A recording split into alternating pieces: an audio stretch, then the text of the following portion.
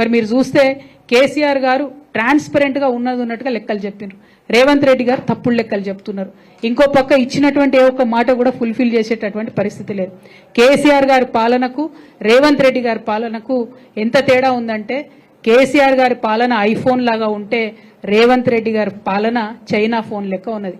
ఐఫోన్కు China ఫోన్కి ఎంత తేడా ఉంటుందో కేసీఆర్ గారికి రేవంత్ రెడ్డి గారికి అంత తేడా ఉన్నది.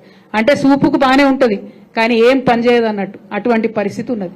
మాటలు ఇచ్చి బీసీల ఓట్లు వేయించుకొని ఇవాళ బీసీలను మోసం చేస్తున్నటువంటి కాంగ్రెస్ పార్టీని చరిత్ర క్షమించదు, బీసీలు క్షమించరు. వారికి ఎవరు లేరు, వారి పక్షాన మాట్లాడారు అనుకుంటున్నారేమో. మేమందరం కూడా అండగా నిలబడి ఉన్నాం. ఖచ్చితంగా బీసీలకు మీరు ప్రామిస్ చేసినటువంటి 42% ఇచ్చే వరకు కూడా తగ్గేదే లేదు. ఖచ్చితంగా ఉద్యమాన్ని ముందుకు కొనసాగిస్తాం. మరో తెలంగాణ ఉద్యమంలాగా పోరాటం చేయడానికి బీసీ బిడ్డలందరూ కూడా సిద్ధంగా ఉండాలని చెప్పి ఈ సందర్భంగా పిలుపునిస్తా ఉన్నాం. బీఆర్ఎస్ పార్టీ కార్యకర్తలు, మనకు నాయకులు అన్నది ఎప్పుడు కూడా లెక్కలో లేనటువంటి విషయం. తెలంగాణ ఉద్యమం జరిగినప్పుడు కూడా పెద్ద పెద్ద నాయకులు లేరు మనకు, అయినా కూడా మనం గుండె ధైర్యంతో కొట్లాడినాం. ఇవాళ ఇక్కడ జగిత్యాలలో మనం అధికారంలో ఉన్న 10 సంవత్సరాలు అనేక కార్యక్రమాలు చేసినాం. ఇవాళ జగిత్యాల్లో 4500 ఇండ్లు కేసీఆర్ గారు ప్రత్యేక శ్రద్ధ పెట్టించారు.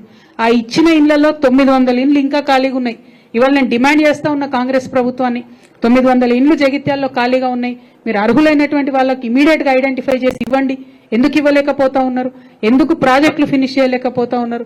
ఎందుకు వరద కాలువ నింపలేకపోతున్నారు? ఎందుకు రేషన్ కార్డులు ఇవ్వలేకపోతా ఉన్నారు? దీనికి ఏమైనా కేసీఆర్ గారు అడ్డం పడ్డారా?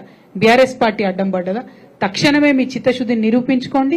మీరు ప్రజలకు ఇచ్చినటువంటి హామీలన్నీ కూడా వెంటనే నెరవేర్చండి అని ఈ సందర్భంగా డిమాండ్ చేస్తా ఉన్నాం. జగిత్యాల గడ్డ అంటే విప్లవాల కిల్ల.